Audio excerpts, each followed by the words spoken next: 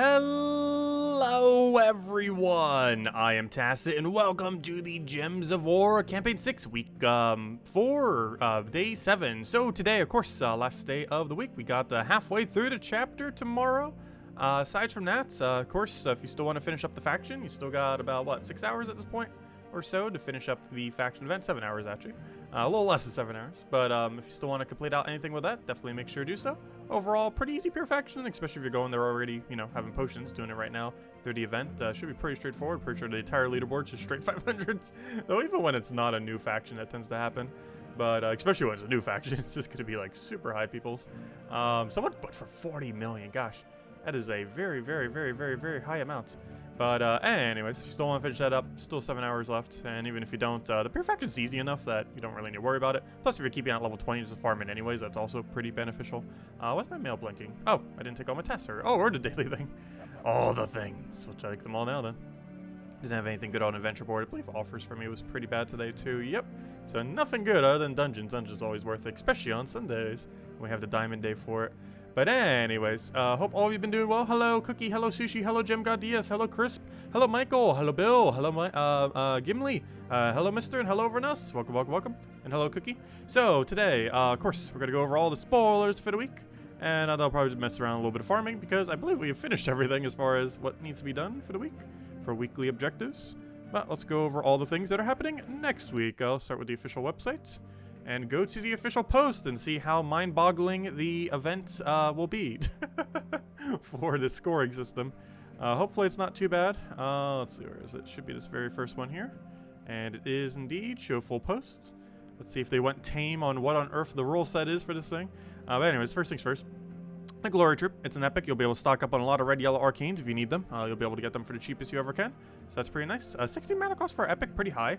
Ends up gaining a bunch of armor and life, and then creates 1 to 3 red potion gems. And if the enemy is burning, there's a 50% chance to gain an extra turn. Kind of interesting. Same thing as that blue one, except durability. Overall, based on burning, I guess that can be okay. I feel like overall that's going to be a bit underwhelming. The blue one was pretty underwhelming too. What was the secondary effect on the most recent one? I actually don't remember. Oh, I didn't even get the Spoilers of War this week. Don't forget, every single week you can get, if you haven't already picked up this week, or if you don't even know about it. Normally I don't show it because almost every Monday I go and do it like immediately. But I guess I forgot this week because I ended up crashing that night. And then I didn't end up recording it till later. I didn't think it went out till like 6 p.m. or something, like 2 hours before the stream or something. This time we should be able to get it up a lot quicker. But, anyways, don't forget to buy this. It's pretty much free. It's 1,800 glory. And every single week you get 10 event keys. You get a few other things, but obviously the 10 event keys is the main thing. It is so good, they actually had to put a buy limit on it. You used to be able to buy it infinitely, but now there's a 10 buy limit per week. So definitely make sure to every single week get it. It's underneath this useless resource tabs, and you normally don't see me with it because once you bought it and you go back, it disappears. So I kind of can't show it throughout the rest of the week. Not sure why it disappears like that. But yeah, definitely make sure to claim that every single time. It's with all the other useless resources here, all of which you would never get. Except treasure maps. If you need treasure maps in a pinch, that can be okay, but pretty sure most people don't need more treasure maps. Plus that thing gives treasure maps anyways. What was the secondary effect again? Oh, death mark a random enemy. So it's either death mark a random enemy or gain a bunch of durability. Theoretically, his secondary effect is better, because the chance that Death Mark's going to do anything is very unlikely in most situations. However, the chance that his durability is going to do anything is also very unlikely in most situations. So I'm not sure. It's probably going to be as bad as the other one. I personally did not feel like I was getting much value from the blue potion spammer. Compared to Flask, it just does not seem that good of value. I don't know. He could still be usable, though. It's a lot easier to burn than freeze, though freeze is a better mechanic. So at least getting his effects down would be a little bit easier. He also gets to burn enemies when doing skull damage, so similar to the other one, simply taking a skull will get his condition done. So there's always that aspect if you don't have another way of doing it. His typing is what's really holding him back, though. Damon Knight, you're not really going to be able to use that for much. Also, I really hate that. I need to figure out how to undo that.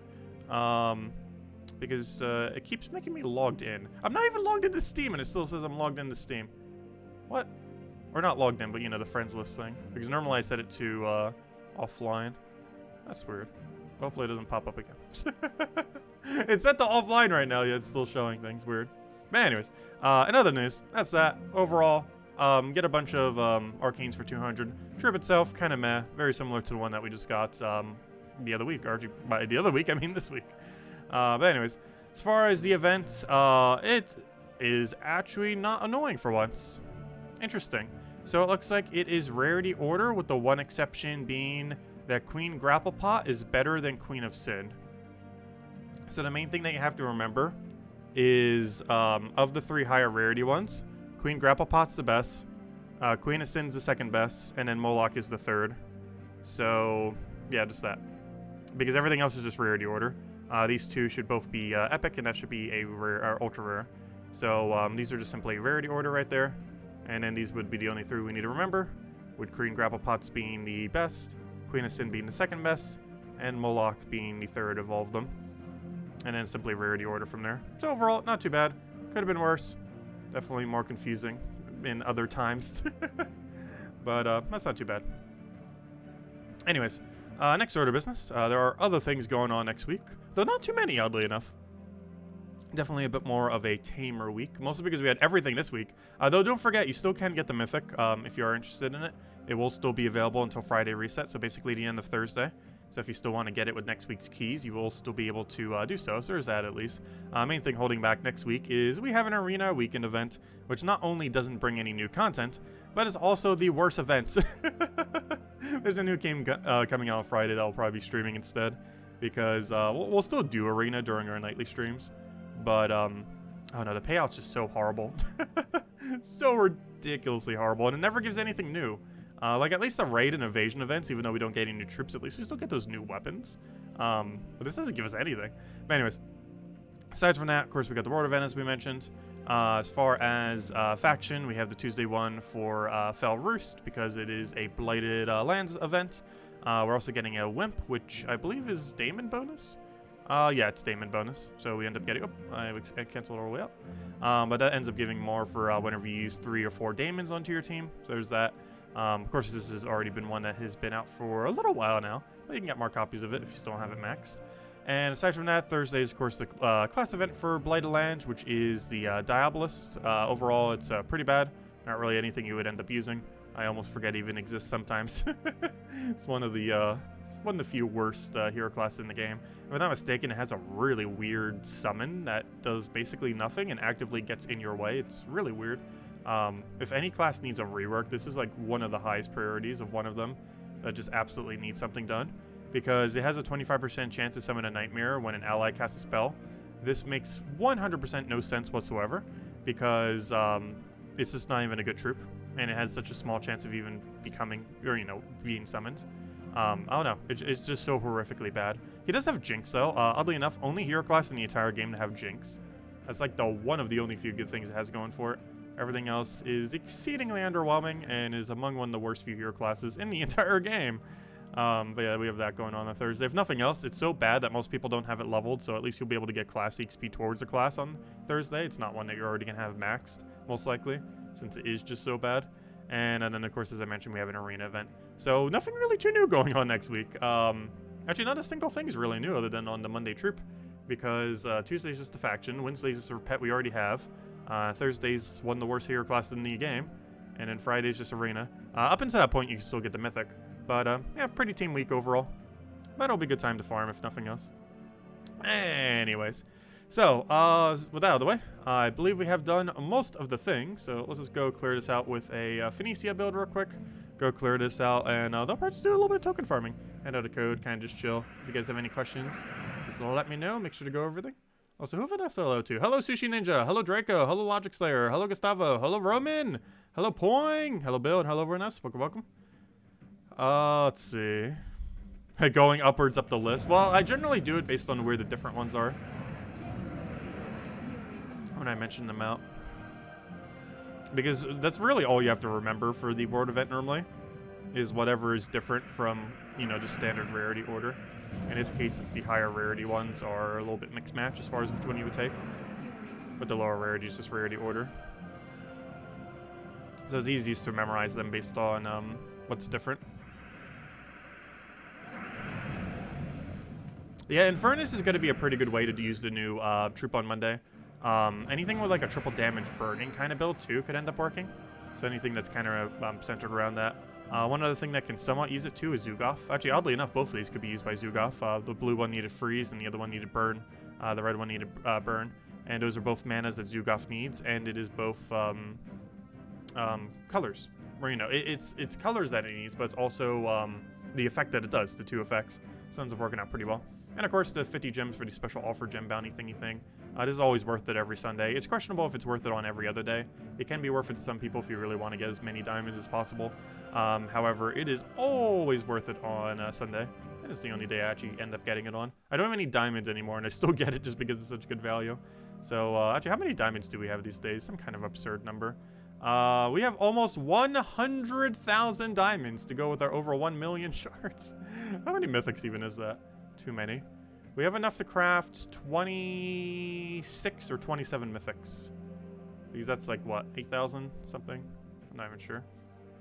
How many diamonds do we have? We have, oh, that's 3 mythics already. Never mind. Oh, wow, that's a lot of mythics. We have 3 mythics just in shards. I keep the shards in case, like, something else ever comes in here. Like, oh, we're going to add this new currency, and guess what? You could use your shards for it. And it's like, oh, but we converted all of our shards to diamonds because that's the only thing worth crafting it into. And it's like, whoops. That's the one reason. If you ever wonder why I have over 1 million shards, that's the main reason why. I highly doubt that's ever going to happen. But there's a chance it could, so I still hold on to the shards. The best value for shards is always just convert them immediately into diamonds. So if you're, you know, still need every mythic in the game, that's what you should be doing with your shards. However, in case something else ever happens, I keep them on reserve. So what is that then? That's 27 mythics. That is 2 years worth of mythics. And they're just all sitting there. So hopefully I'll have some good mythics that you craft next week. I'm almost considering getting a second one of one, mostly because I think we can afford it with how many spears we have right now. Anyways, I think we're going to do some Explore 12 grinding then. And then we'll hand out a code in a little bit. Because every other objective's kind of done, unless we want to do this little bit of other extra for the other thing. Because World Event's been done. The other event, we did 500 Pure Faction last night, of course, for the new faction. Have to remember to get this one out. But we do have 9 battles left if we truly wanted to farm in here, but doing it on 500 would just take forever, so probably going to skip on that. Though you do maintain the 2x multiplier the whole time, which is kind of nice. Unlike when you would do it normally, where it'd be like a 1x. So you still get a little bit of better value there. But we'll go and do a little bit of token farming. Haven't been able to do too much of it lately, so gotta get it where we can. And of course, we're still using the single Zugoff build. We'll consider the second Zugoff at some point. We did a poll on Friday. The poll did barely win with no. And I probably wasn't going to anyways. So good thing it did end on no. At the end of the season, I might consider it, though. I just really don't feel like a second Zugoff's really that needed. Like, what we're doing right now is the only instance where you might end up bringing it out. And even then, you have to sacrifice something in order to use them. In this case, we'd have to sacrifice having a leprechaun, which means if we get a bad starting board, we kind of have to stick with a bad starting board. Because there's no way to undo it. Because one of the main reasons leprechaun is even in this team, other than the burst of mana at the start, is also to fix bad starting boards, which will, you know, pretty often happen. Because this team is heavily dependent on there being purple on the starting board. And if there is, you can just take it. And if there isn't, well, it's kind of bad when you don't have leprechaun. Which is the big problem with going double Zugoff with this build. Because once it gets going, you don't need the leprechaun anymore. But the problem is everything prior to it getting going. The people who said no don't count. They count. They are valid. A new Mythic cycle starts Monday? Yes, every new... Oh, wait. Oh, is it a brand new cycle? It might be. I thought we still had a few more weeks before it did, though. I don't keep track of that too much. But I'm pretty sure we still had a few weeks before the next cycle occurs. Because I know we're not on a new cycle yet. We're getting close to a new cycle, but I don't think we've hit it yet. I'm gonna double check. Biggest issue is I'm not sure what hasn't happened yet. So the easiest way to tell is if it's already on new cycle. But I don't believe it is. Yeah, we're still on cycle 20. Been on cycle 20 for a little while now. I feel like we still have another week or two of it left. Because let's just see based on this, and then like add 2 more weeks probably. 1, 2, 3, 4, 5, 6, 7, 8, 9, 10, 11, 12, 13, 14, 14. Okay, so we compare that to 20s. 1, 2, 3, 4, 5, 6, 7, 8, 9, 10, 11, 12, 13, 14, 15. It's either next week or the following week. We're really close. Depends how many mythics came in that time. But either next week or the week after next week is the reset for mythics. What that basically means is all the mythics cycle through once before it cycles again.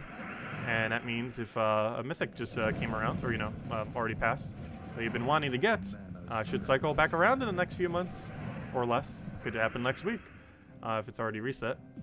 But yeah, this means all the mythics will start cycling again, because it has to go through all of them at least once before it starts to go through them again. That's how they are set up. Legends are set up that way too, however, there's so many more legends that's normally not worth keeping track of.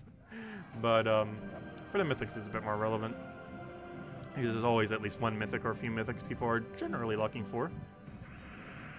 So it's good to keep a little bit of tabs on the cycles, just so you know when the mythic you might be looking for is approximately going to come. Only problem is right at the beginning of reset is very unpredictable as to what will necessarily happen, just because by that point all of them would be back in the drop table, so it could be any of them. It's why on the Monday video we always go over it, because and why we can't go over it tonight, because we don't know until it actually happens. How do you tell when a new cycle starts?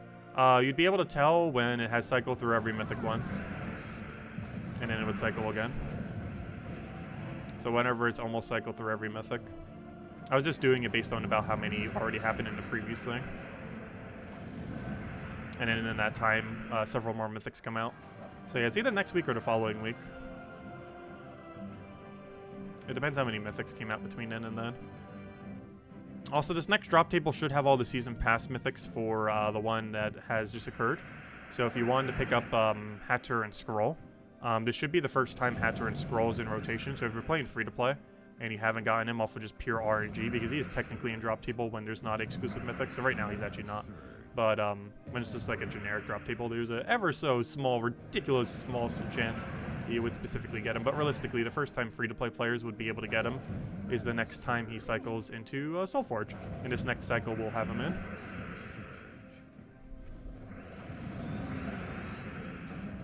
I believe the Season 5 one was already around, right? What was Season 5? Was it the Leonis Empire one? I can't remember if Deo came in last cycle. He did not. He's not come around. Interesting. So the Season 5 one would also be available. I guess he didn't make the cut for the previous cycle, but he should be in this next cycle. We have both Hatter and Scroll and Deo, if you've been looking for them.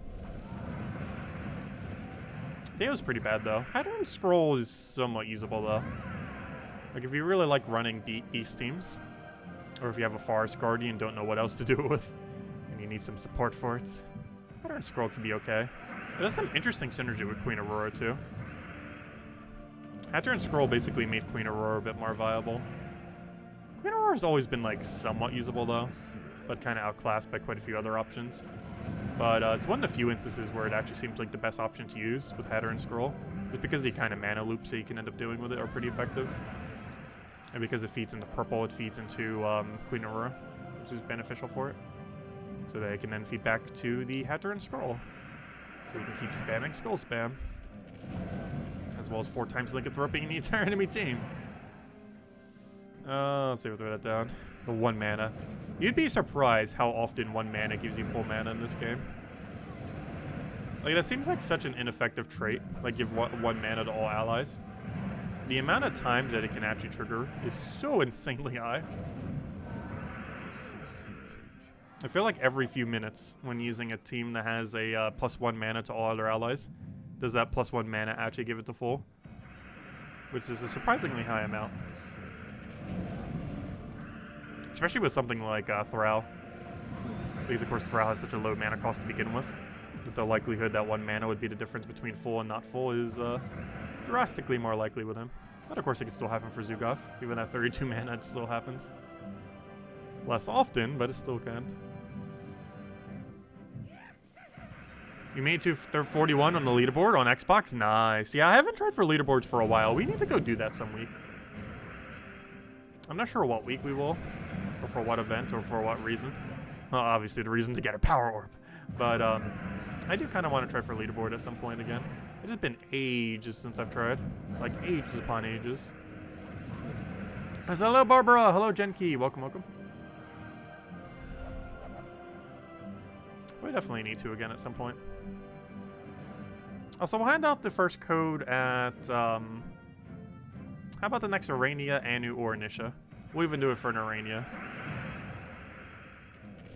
Whatever good token happens next, we'll hand out a code. If I'm not mistaken, this entire stream, we keep getting just the generic ones. It's rather unfortunate. Like, more tokens are still better than not more tokens, but obviously we want to see the higher 3. Particularly the higher 2. Particularly Nisha. Paying the higher 3 is still useful, though.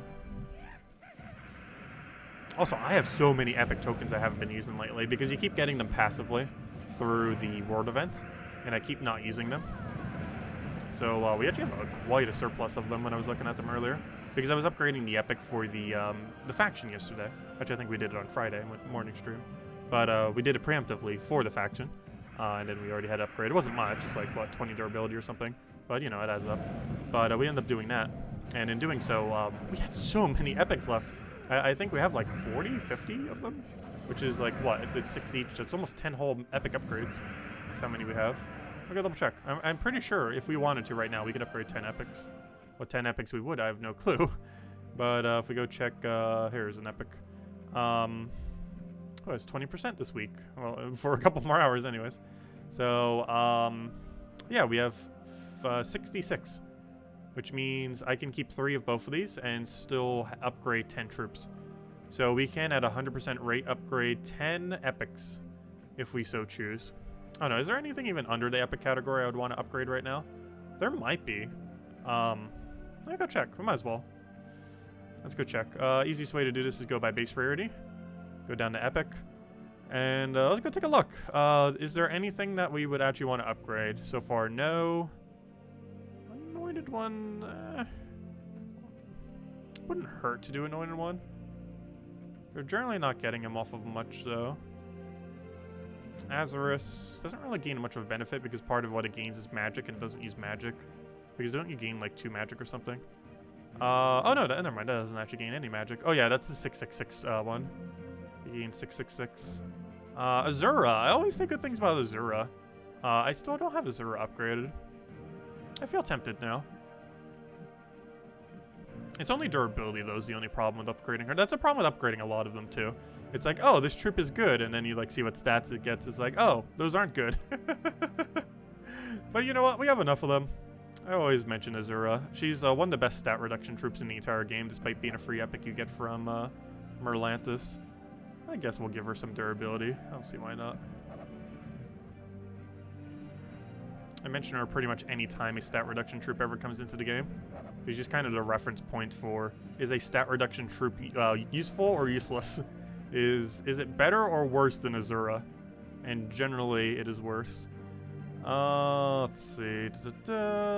August isn't horrible. I just don't feel like I would go out of my way to use it compared to Mythic, so I can do what he does better. Bunny Rose is kind of funny. I don't think I'd bother upgrading it, though.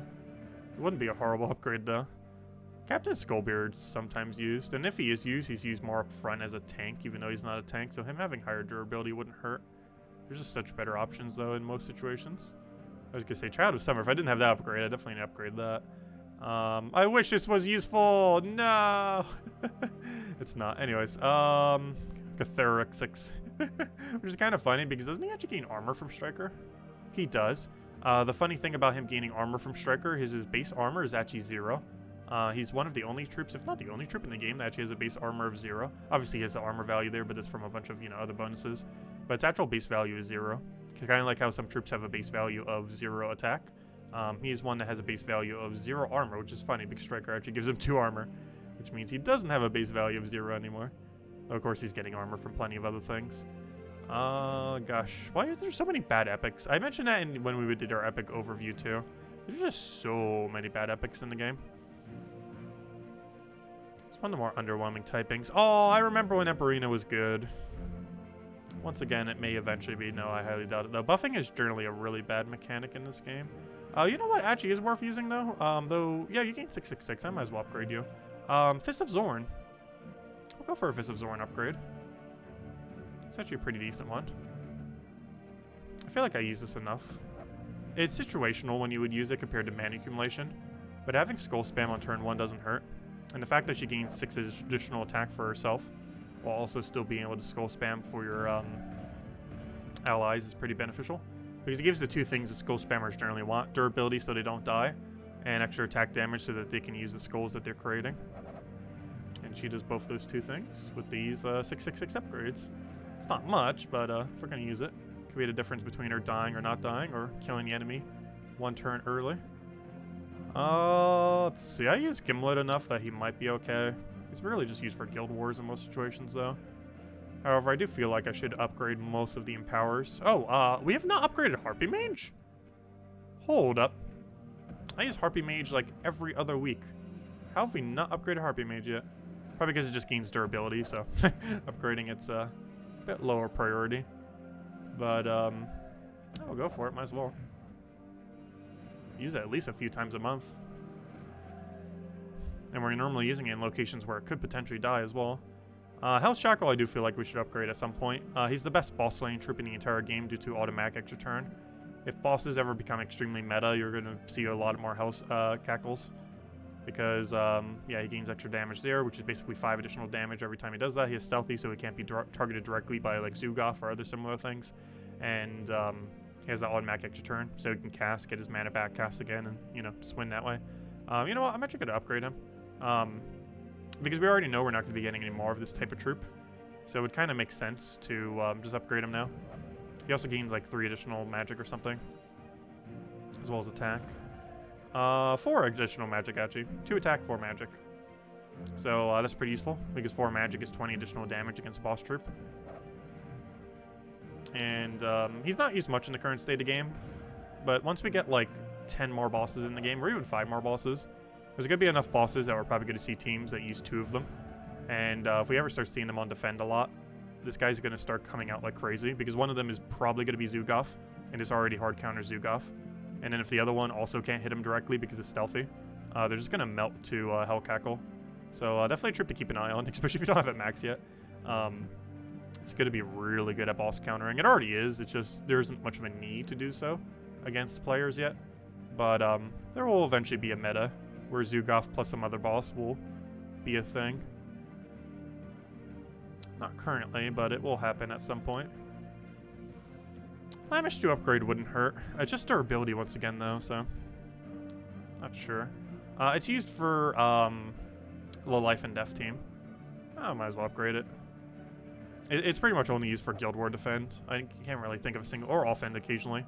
I can't really think of a single situation outside of that where you'd really bother bringing her out. But for that reason, I guess it's still worth upgrading. At least based on our standard of how many things we've already have upgraded. Definitely not a high priority to get upgraded, that's for sure. Well, a lot of the stuff we're upgrading right now aren't high priority, but are still used to some capacity. Let's see. Merilith would actually be a good one. She has pretty low durability to begin with, and she gains pure durability from being upgraded. So that's actually not bad. Normally the durability one isn't as good, but one of the main things Merilith does suffer from is a below average durability for a mana accumulator. Because she is essentially a mana accumulator, even though she gains attack and does some damage. She is primarily a mana accumulator, kind of like how you'd use Thrall and other similar things. Even though she's not considered one. But technically she is, to at least a degree where her typing counts as it. So I'll give her a little bit extra that way. I was going to say, for a second I thought Mercy wasn't upgraded. I was like, what? Of course Mercy's upgraded. This actually wouldn't be too bad of an upgrade either. If towers... Oh no, never mind. You actually do it against boss? Oh, interesting. This is another pretty good boss slaying one. It doesn't have extra turn or anything, but it has green to Doomskull. So that's pretty nice. Not sure if it's worth upgrading at the moment, though. I'll keep with my Hell Cackle. Anything else underneath epics? Nopin Brothers isn't horrible. And then we start getting into ultra rare. Oh, never mind, this is not ultra rare. Why did I think of ultra rare for a second? Never mind, you're the epic from All Seen Eye. I was gonna say, we're only getting the end. How are we reaching the end already? Romaine, of course, is upgraded. It's only 6 damage, but that's 6 damage more than you had before. It'd be much better if she had armor, obviously, but Unfortunately, she counts as a mage, which he doesn't gain much value from. 6 damage is more than 0. See a couple here and there that are somewhat okay to go for. This guy's pretty good at killing towers. His ability is so good that even without the fact that he does extra to towers, he's already decent. Like, way above average. He's probably the best invasion troop in the game. Like how Cackle is. He's good for all the same reasons. The first one being he has automatic extra turn, so that alone already makes him like Cackle, but for towers.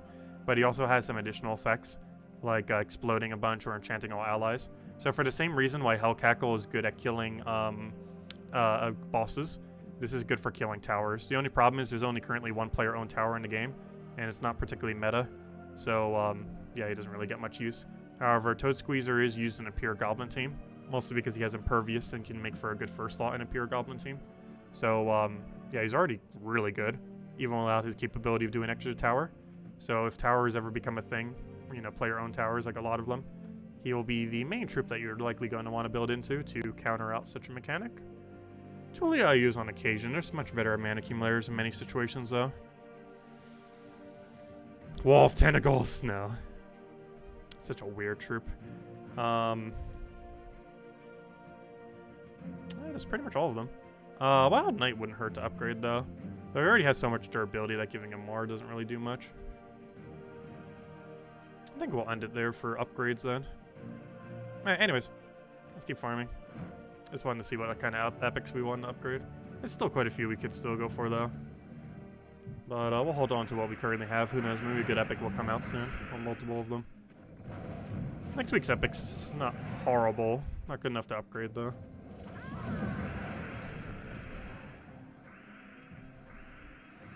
Oh, you're already dead. There you go. Do you think the devs will return the original traits to Worm Run troops? Some people earlier mentioned that it could happen. I'm not sure. I hopefully don't change the legend, though.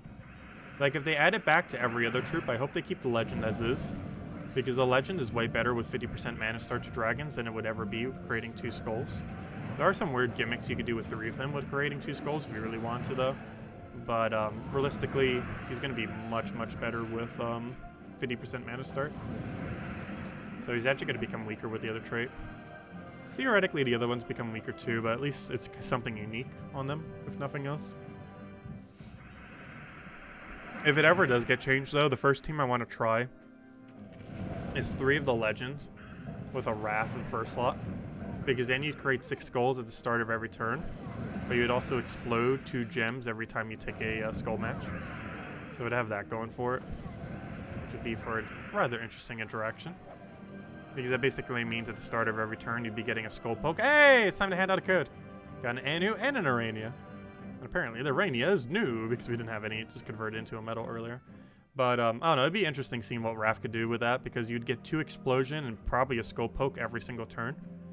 Because if you're getting at the start of your turn, you know, you'd easily be able to take 4, either match into a 3 or could possibly align into a 4 and you'd get a 4 times that way. So it ended up working out pretty well. But anyways, let's go and hand in the code. I did say when we got an Anu or Arania or higher. We got both of them at once. So definitely code time. Where is the code section? There it is. So put that in there, put that in there, put that in there. Click refresh, put that all the way to the side. Grab the whole thing. Get us over to you guys. And where'd it go? There it is. And there you guys go. There's a redeem code used on gemsofwar.com for the game code section. Your invite code can be found in your settings menu. Whatever game says right over there is what you put in for your invite code. Redeem code's right over there in chat. Just copy paste random numbers and letters started with GW. And it gives the same reward as always. 2 treasure maps, 1 gem key, 200 souls, and 2,500 gold. And don't forget the Mythic is still in the gem key drop table. It will be until Friday reset. So if you still want to get the Mythic, you still have time. And could use the key towards it. Otherwise, don't use the key if you don't want it. Because you'd want to save it till after the Friday so that it'll be of any Mythic in the game. Or save it for the next Mythic coming out next month. Because the next Mythic next month, unless they change it, actually looking pretty interesting. It looks like it's going to have an Uber Doom Skull mechanic. So you might want to start saving early. Because this current Mythic's kind of pretty meh. Unless you're getting it for like the Kingdom upgrade or for completionist sake. Or to get 20 star on Glacial Peaks, which is very much completionist sake. But because that's an additional armor if you're that far in the game. But aside from those few reasons, probably better just to hold off for next month's Mythic. coming out on October 1st, because if I'm not mistaken, the very first day of October is a Friday, which means, yep, the very first day of October we are getting a new Mythic, because the first Friday of every month, and it happens to fall on the 1st. Anyways, let's keep grinding. Make up for all the Aranias we just used. No, obviously we're not going to farm that many to stream, but farmed one of them at least. One singular token to make up for like the 30 medals we just used. Oh yeah, and as Mr. mentioned, definitely feel free to leave a like on the stream. Helps out a lot, just greatly appreciated. Yeah, pretty tame week for Gems of War this week. That'll give us time to chill, farm, make up for all the tokens we just spent right now during this stream. Though there's no way we're going to farm that much, but you know, farm some of it back. And there's a new game we will be streaming probably quite a bit this weekend, definitely on Friday. Warrior Get It Together, I believe it's called. Pretty fun game. I really love the prequel to it, or you know, the previous one that came in. One for the Wii ages ago. Basically a game with a bunch of mini games in it. It's pretty fun. Really, really quick pace. Maybe that's why I like it so much. It's very quick pace, like Gems of War. It's like Mario Party combined with like, I'm not sure. I'm not sure what word to describe it. It's exceedingly quick paced, which makes it fun. Let's see if we throw it down. Grab our Zooga. Kill the other thing now. And hopefully it'll hand us a skull. It doesn't look like it though. Just kill him out all the way. And no problem for the redeem code, everyone. Of course, we'll have another one tomorrow night, as we do every single night. 8 p.m. Eastern Standard Time. Tomorrow, of course, we'll be doing all the Chapter 5 tasks. Also, I might try the new trailer system that they have for streams. They added it yesterday, and I haven't gotten the chance to use it yet. And I feel like the Monday stream would be a good time to use it if I remember to pre-record something for it. I'm not sure exactly what happens with it, though.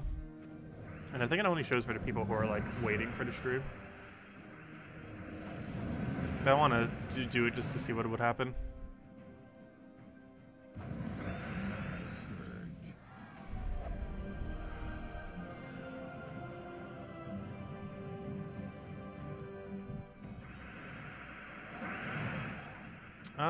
Let's see. Throw our explosion in.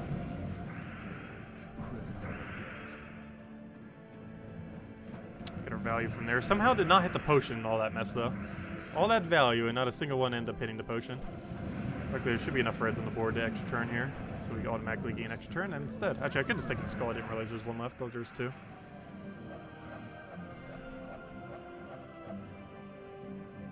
Oh, we didn't hit the chest there.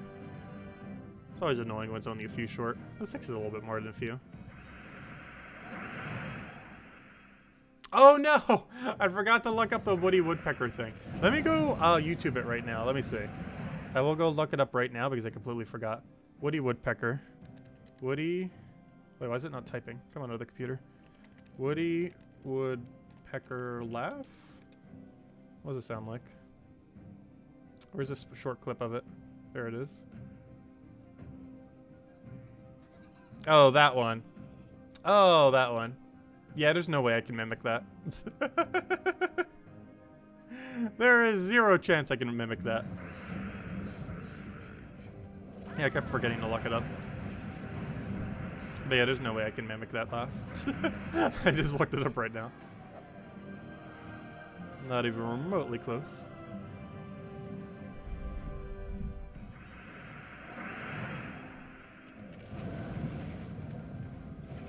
Let's see. Hello, Justin. You managed to get 2,500 with the Tesla team. Nice. Yeah, Tesla, if you haven't been using it, it wins basically everything in the game. There's not a single game mode that, if you can use that build, that it wouldn't work in. It just works for everything. It's one of the reasons I highly, highly advise whenever a Dana event comes around, or if it's in SoulForge, to get Tesla as early on as possible. It's one of the few legends I would say is actually worth crafting the second you see it. If assuming you don't have any copies of it yet. But, yeah, no, it's just such a good option. And then once you have copies of it, of course, yeah, you can run it for everything. It works for pets. It works for dungeons if you're still struggling with dungeons, anyone. It has It could work for factions all the way to 500, so if you're still struggling with that, you don't even necessarily need Ironhawk, you just go straight for the Tesla and be good to go. And a lot of event game modes, if she's usable, she just kind of auto wins. Especially Ward event if you get additional magic damage, because while she does not gain you know, magic damage in the traditional sense, and if she has higher magic, she will not gain any additional damage. What does increase her damage is Fairy Fire and damage percents. So whenever there's a ward event and you can get like 200% extra damage for spells, even though she doesn't use magic, she does gain the additional damage from that, so she kind of just auto kills everything. The other thing that works for is Fairy Fire. There generally aren't really builds that can currently use her with Fairy Fire, but if you were to use her with Fairy Fire, like if you only had one and you were using something else for the Fairy Fire option, she does gain 50% additional damage from that still, so there's that at least. Normally it's more realistic to use her in ward event though, or you know, assuming she can be used. Which I'm pretty sure next week she wouldn't be able to. It's very rare that she can. She counts as just a human and Adana, so very rarely should she get overlap.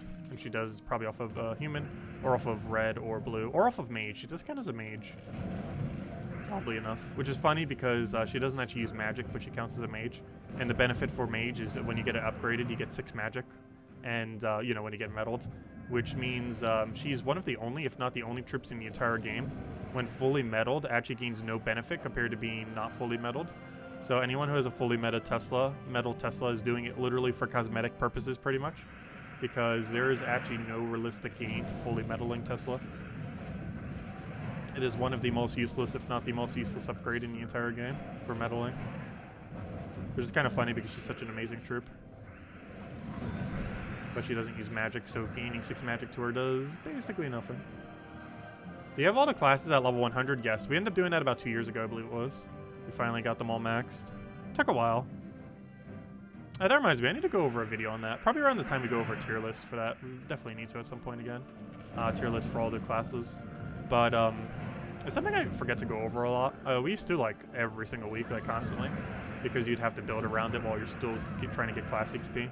But there's a lot of small, subtle things you do while you're trying to get class XP, which I'm generally not doing most of my streams, because, well, we already have all the classes maxed, so we don't need to. But there's a lot of ways you try to shove heroes into various teams just so it'll passively gain free XP prior to having all the classes maxed, because it does take quite a bit of time. With optimal methods, it takes about 28 hours per class, and obviously with unoptimal methods, it takes even longer. And that's a lot of time, given that there's 34 hero classes in the game.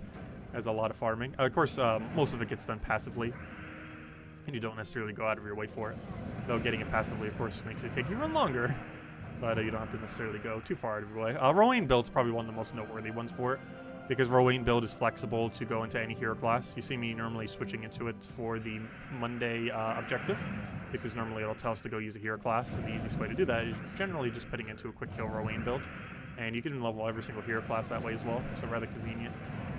That's the only time you really see me kind of using that mechanic. But you tend to use it a lot more when you don't have all the classes maxed. You need to find ways to just passively get XP for them as often as you possibly can, just so they'll get more towards max. A lot of them are pretty pointless to max though. However, as the star capability within the game keeps going higher and higher as far as how far you can star kingdoms, they are eventually going to be required to be able to upgrade kingdoms, because you will eventually need to have them at level 40, level 70, level 100 in order to hit objectives. So I don't think you need it to level 100 until 30 star. And 30 stars, you know, ages away from now. Highest kingdom currently is 25 star. There's only 2 of them. I think for 25 star, you only need like a level 40 for your hero or something. Because I don't think you need 70 till 27, I want to say. I can't remember. When you say optimal way to do class, is that just doing one shot Rowan Explorer? There's 2 optimal ways of doing it. The one I'm generally referring to when I say it takes about 28 hours is, yes, doing Rowan one shot, where you use a quick kill Rowan build and then one shot Explore at a rate of about 4 battles per minute or so. However, it is actually quicker to do it quicker than 28 hours for one class. The method, I believe, is closer to 20 hours. However, it is a lot more click intensive, and I don't think as many people bother going for it. It also requires you to keep your PvP rating low, so you can't do it on a Guild War week. But if you keep your PvP rating very, very low throughout the week, or even lower it, you will have very easy, after Monday, like if you end up doing it like towards it later in the week, you will have very easy opponents for your PvP. Like people who are going to be like really, really low stats. So basically what you do is you keep repick spamming in casual PvP, because casual PvP takes your current PvP rank and then matches you based on that. It does it based on a bunch of other factors too. But one of the things that does look at is your PvP rank, and that's the easiest way to manipulate it lower. And basically you do this so that you'll get a bunch of things that you can one-shot with Rowan. And then you still use one-shot Rowan builds. So you do it in casual PvP where you get 2 XP per battle instead of 1. This requires you to repick spam and click a lot more often and think about like what kind of battle you're doing. Instead of just, you know, oh, we got a Nisha. Wow, we're getting really good on tokens. But it requires a bit more thinking, as well as spamming repick like crazy. But it is closer to around 20 hours to max them all out, because you're getting 2 XP per battle instead of 1 XP per battle. However, you're getting those battles at a slightly slower rate, but they're quick enough that you're doing one of those battles quicker than 2 of Explorers. So you are gaining XP quicker than you would be otherwise. Most people probably don't go down that route. It's really annoying. I did for some amount of time. Definitely not a good majority of it. But it is technically quicker than spamming the Rowan and Explorer. It's still the same premise. You're still spamming Rowan though. It's just a different location with a different strategy. It's really annoying to do. I wouldn't really advise it. But it is technically quicker if you don't mind it. It's just a lot harder to do it mindlessly while you're doing something else, which Explorer is pretty nice for. Because the big issue with that is you have to constantly be paying attention, which makes it hard to be doing something else while you're doing it, which makes it technically not as advised, though it is technically quicker. I'm not sure if it's exactly 8 hours quicker. I know it's at least a few hours quicker though. Like at minimum, it'll take 25 hours or less compared to 28 hours. Definitely quicker to some degree.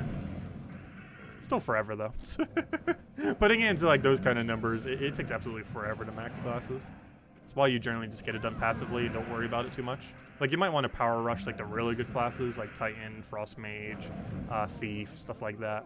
Or stuff that you know you're going to use for Guild Wars or use for something, or to get the class weapons and stuff like that. But most of them you kind of just want to get up passively over time if you don't have an immediate need for it. Because the time sink otherwise is exceedingly high, which can just be done automatically over time. Plus, of course, every Thursday you get a little bit of EXP. It's not much, but some progress towards them. Still feel like that event really needs to be rescaled, though. See you later, Gimli. Thanks for joining us. Hope you have a good time at work. Thanks for stopping by. Oh, I should have taken the extra turn. Whoops. Oh, no. Luckily, this gave us the free skull there. Hello, Jason. Welcome, welcome. When you say, oh wait, never already read that. Do you have posts with team codes blocked? You added one up there, and it didn't show up for the chat above me. Oh, YouTube might have tried blocking it, possibly, because it might have thought it was like some kind of malicious bot link or something. I'm not sure, but it might have been YouTube trying to block it because it's just a bunch of random numbers. So YouTube thought it was like, oh, this is something suspicious. It's actually just a team code. But yeah, I don't have anything set up to block it. It's YouTube's automated system if it is blocking it.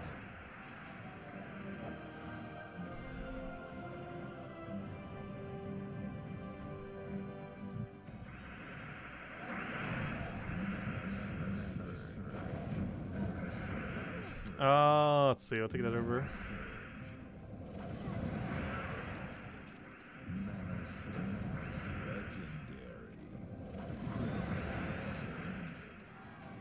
Yes, you can also buy hero classes to max. I haven't done that for all of them.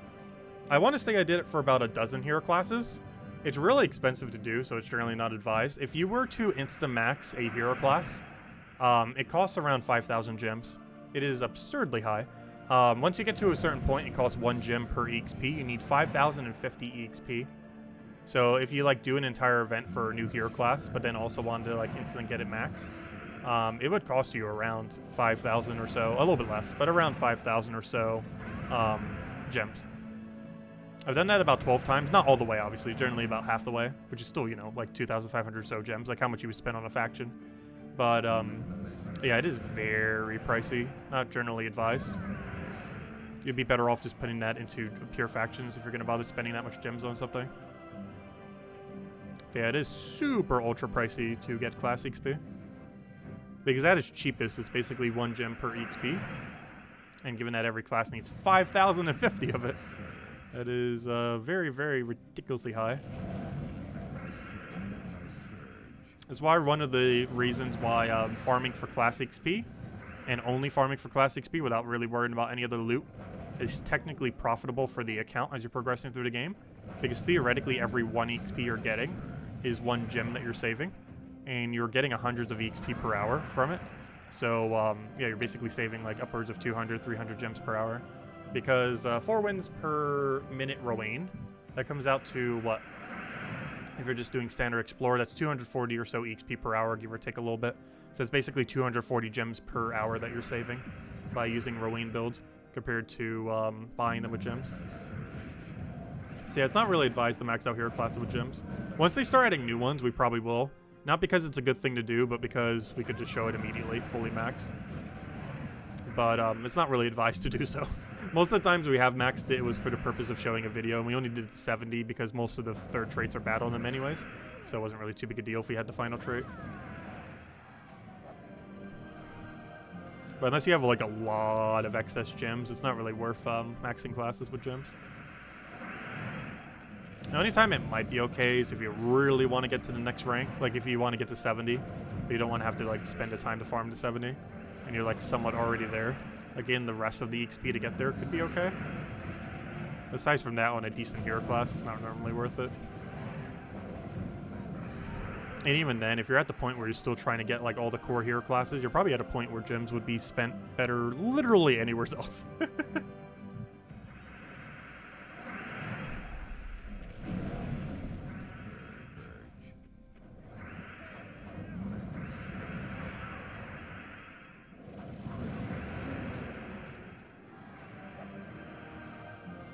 Oh, we're going to be a little bit short for that level, it looks like.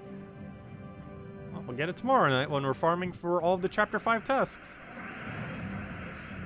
So we're not getting anything tomorrow, are we, for the Chapter Pass?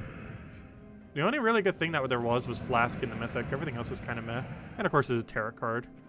But we don't know exactly what the Tarot card does yet. We might, once the next patch comes out, kind of know what it will do. Because we should be getting a patch before the end of this season. Next patch, no official date yet, but realistically, the next patch is late September, early October, both times of which are before the end of this season. But that's around the time we are going to be getting the next patch. No official date though. But the beta should be starting soon. We already got all the people for it. Wow, we've been getting really lucky. Within the last 2 days, we've gotten 2 verse gnomes. Which might sound bad, but when it's not a Vault event, that's actually a pretty good rate. During a Vault event, you could try to expect like at least 8 of them per hour, if not a dozen. But when it's not the events, they come very slowly. Oh, that was the one I needed too. I think that was the one holding us back. That's the verse 2. Ooh. Next Vault event, 24th, 3 Fridays from now. Right? Math. No, 2 Fridays from now. 3. Hold up. Friday, 3. I was right the first time. 3 Fridays from now. Oh, nothing good from the chest though, but at least we got a second verse. That's actually the most important one for me right now, because I'm pretty sure it's the one we're lowest on. Yep. Oh, good. Now we have 10 full verses. Nice. Yeah, we've got a verse 2. We got a verse 4 the other day too. Both the 2 we needed the most we actually got in the last 2 days. Very nice. Yeah, we got about a dozen verses. Well, technically 10, but we're getting there. Who knows? Maybe we'll find another one. Very unlikely. Realistically, you're going to find one like every 2 hours of farming when it's not a Vault event. Unless you get lucky, then you might find one like maybe once per hour, if even that. It's kind of weird because I was farming for absolute hours that one time, and we got none. Yet within like an hour and a half of farming the last 2 days, we've managed to get 2. So a little lucky this time around. But obviously, you generally just want to wait till a Vault event. We'll get like 8 to 12 per hour. Or somewhere's around there. Also, we're going to have to do that a lot more this time around too, because we're almost out of verses. Or, you know, out of Nomopaloozas. We'll probably start off initially throwing a bunch of Nomopaloozas, but then we're going to have to farm quite a bit of them as well. Because we only have 10 left, and 10 would last us, what, 3 hours? Not even. I guess technically 3 hours because we record the numbers and everything. So yeah, it would last us about 3 hours, how many we currently have. Which means we're definitely going to have to farm more. Generally, the gameplay loop for Nomapaloozas or Vault events in general these days seems to be, unless they nerf it again, which hopefully they won't. But assuming there's no changes to it this time, unlike the other 2 times, but assuming there's no changes, the gameplay loop is like farm versus for an hour, the normal way that you would just always do a Vault event. And then for like a half an hour or so, or depending on how lucky you got, for that amount of time, you'd go and then use all your verses, and then just kind of keep doing that over and over again. Where it's like 1 hour of farming normally, and then like a half an hour of doing verses, ideally. Could be 1 or 2, or it could be 1 Nomapalooza less or more, depending on luck though.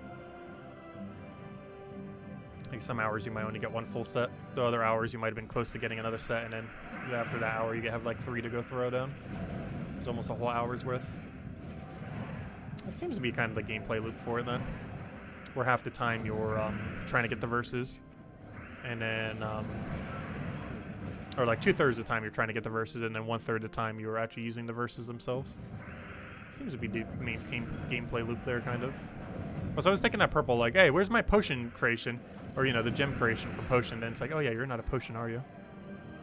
I keep taking purple lycanthropy thinking like, oh, this will create purple gems, because it actually looks somewhat similar to the one in Puzzle Quest 3. And the one in Puzzle Quest 3 creates purples when it gets taken. You know, similar to how the potion gem does, but a lot less. But, so I, like, take it. It's like, oh, it's not creating purple. And it's like, oh, yeah, it's lycanthropy, isn't it? It's the bad one. It's not the potion gem.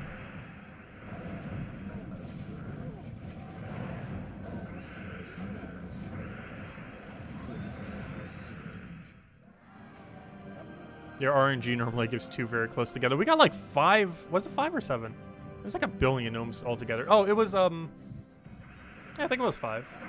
We ended up getting like 5 gnomes in a row last night. We found like a whole cluster of them.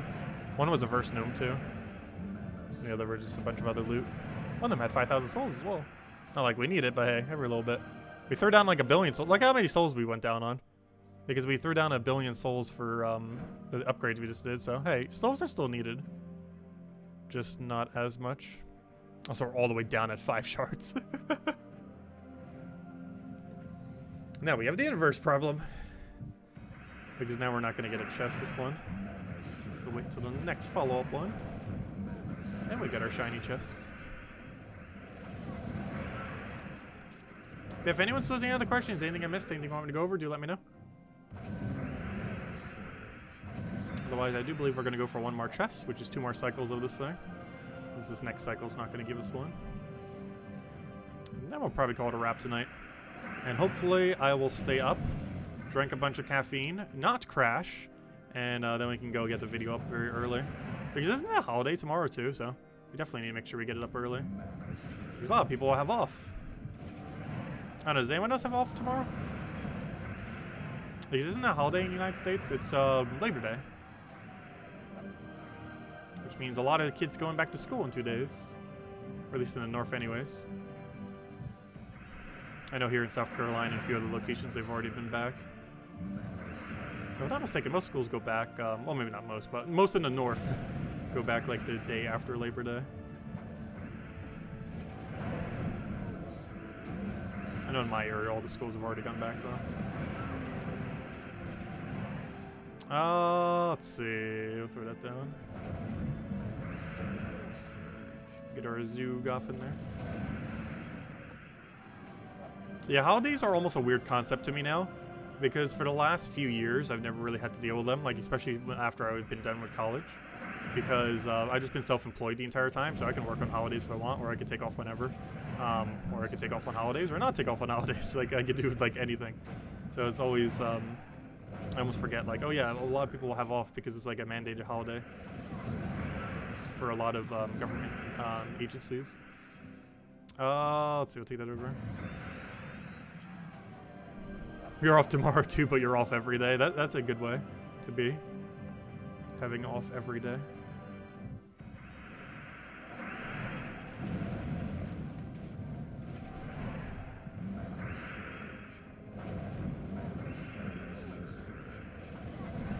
What do we take here?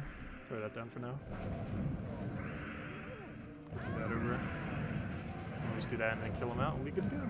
Not bad, don't need the follow-up, he already did it himself. Always nice to see a good Gazoogoff Cascade. Okay, final side goal. Let's go see our triple Nisha in this chest. We will eventually get it.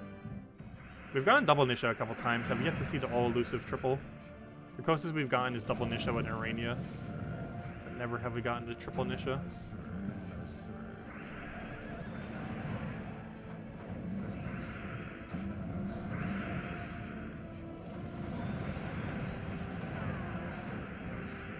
Lucky there's Skull just laying there.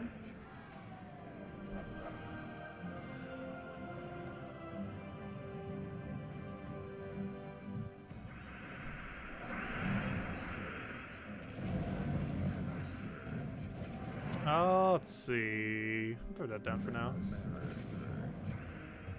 Get a Zoogoff over there.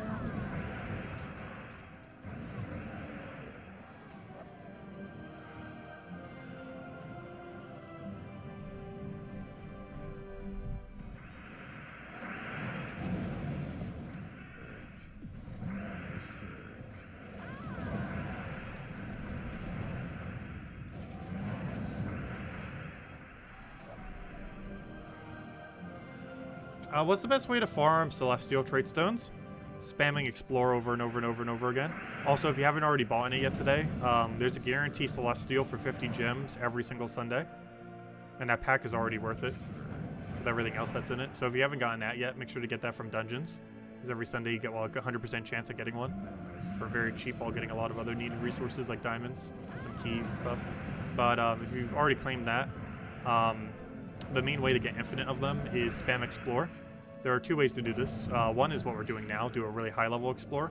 However, if you're at a point where you might still need Celestials, that might not be as viable to do. But running Explore 12 at a quicker than 1 minute per match is a good way to get Celestials. The other way, if you can't do that, is run a low level Explore over and over again. All levels of Explore have a higher rate of giving Celestial. So the higher you go, the higher the rate is. But if you can just win lower ones quickly, that also works. So like Rowan quick kill while farming class XP can work out pretty good. Do that on like Explore level 2, 3, or 4, whatever you can one-shot up to, whatever the highest difficulty you can. And just keep doing that over and over again, and you'll probably get about 1 Celestial per hour. It's still gonna take a while to farm though. Like even with what we're doing now, I think we get like 2 Celestials per hour or so. But yeah, you can just kind of farm low-level Explore and get them that way. I don't normally pay attention to how many drops we're getting though. Also, another way to get them, Vault events. While it's really rare, the normal gnome ends up having a chance of dropping 3 Celestials. It's one of his rarer drops, but he does have a singular drop that drops 3 Celestials. If you get it during a Nomapalooza, or while it's active, it's only going to give you 1 due to the recent nerf to overall loot to it. But that one's still more than none, and it's still a better rate than what you'd be able to get otherwise. And that next Vault event's 3 Fridays from now. You can kind of stock up on them then. So if you find one when it, or you can get the drop when normally while you're farming for versus, it will end up doing 3, and during a Nomapalooza it would end up giving 1. That's still more progress on it nonetheless, and we only got Orpheus at the end. Not for an upgrade though. But anyways, guys, that'll wrap it up here. Also, I got a 29 tribute earlier, if I'm not mistaken. It was either 26 or 29. But gosh, I'm loving these tribute numbers lately. 22. I think our average is 21 this late in the game. It's just so much loot. I've been claiming it like a huge amount lately. I definitely need to start though, if I have the time. It's because, gosh, that tribute is so insane. I hope they don't nerf it. They did say eventually they might consider nerfing tributes. I really hope they don't though. It's one of the few things that's actually really insanely good about this game, because once you have enough progress, you kind of just keep getting enough resources just by checking in on the game to perpetually be able to do anything you want for the most part. Especially once you have like everything in the game, because then you don't have as much of an expense to even have to spend gems towards mythics. But yeah, it gives a lot of gems. I remember when tribute, we were happy when we saw like a 10 tribute, when the average was like around 5 or 6, because that's where you are around, I think 4-star kingdom, I believe, ends up averaging to around there. And you average about a 9 if you have 10-star kingdom, or specifically 9-star kingdom, I should say. And it starts going up from there, of course. But it's starting to get so high with how many they have. Oh, you didn't hear what I said? They said they might eventually at some point, way back, like 2 years ago, if it ever gets too out of control, they said that they might end up nerfing tribute. Currently, if you have every kingdom as max as it can be, it's an average of about 21 or 22 gems per hour. But yeah, they haven't nerfed it yet, so that's pretty good. But Yeah, they might at some point. That's going to get so much backlash if they ever do. I think they kind of realize that to such a degree that I don't think they're ever going to nerf it. But it is say it's not off the table. And honestly, I could see it possibly happening within the next year or so because it's starting to get really high. By the time every kingdom is actually as max as it could possibly be, I'm pretty sure the average tribute is going to be around like 25, 26 gems. Not to mention they might be adding more kingdoms, which would make that go even higher. So we'll see what happens when that happens. But no, it's pretty unlikely they would. The amount of backlash they would get is probably too high for them to bother. And even if they did, it'd probably be a small tweak that wouldn't be too much of a difference. And if it was a tweak, it'd probably affect more so endgame players and people progressing through the game. Because I highly doubt they would nerf the other value. Because newer players aren't really getting as much from it. You need a lot of kingdom upgrades to really start getting numbers that high. Well, there'll always be purpose to leveling them, and it'll always still give more reward. But no, it's probably not happening anytime soon. That was something they mentioned like one-off like way like 2 years ago, so take it with a grain of salt. No, they didn't even say they're officially going to do it. Just if it ever gets too out of control, they might. But I don't know. They kind of made this format already preemptively, and they could have crunched the numbers easily. What it would have been whenever Kingdom's max. So I think they're just going to keep it as is, probably. But time will tell. Anyways, guys, I'm going to be heading out for now. We will be back tomorrow night, same time as always, 8 p.m. Eastern Standard Time, 1 hour prior to now tomorrow. We'll be back and doing all of Chapter 5 tasks. Going over all of those, messing around with that, probably mess with the world event a little bit, and go from there. Probably also mess with the new troop. Though, honestly, it seems kind of average. Well, I know from this week that it was pretty underwhelming. If you have access to Flask, you're pretty much just going to be using Flask instead, so not really much of a point in using it. We're also not getting anything too interesting again from the Season Pass for quite some time. We're getting that DeepBook there next week and a little bit of magic. However, that magic is actually pretty relevant. But as far as like actual loots, we're not really getting anything until the star, and then of course all the way at the end of the season when we end up getting the Fountain of Stars. Fountain of Stars, I don't know, we'll have to see when it comes out. Overall, it seems like it's not going to be worth using, but there could be some kind of mana loop with it that's just going to be absolutely broken beyond belief, but we'll have to wait and see. But anyways, guys, I'll catch you guys later. Thank you so much for stopping by. Hope you all had a wonderful weekend. Hope you all have a wonderful week, and I'll catch you guys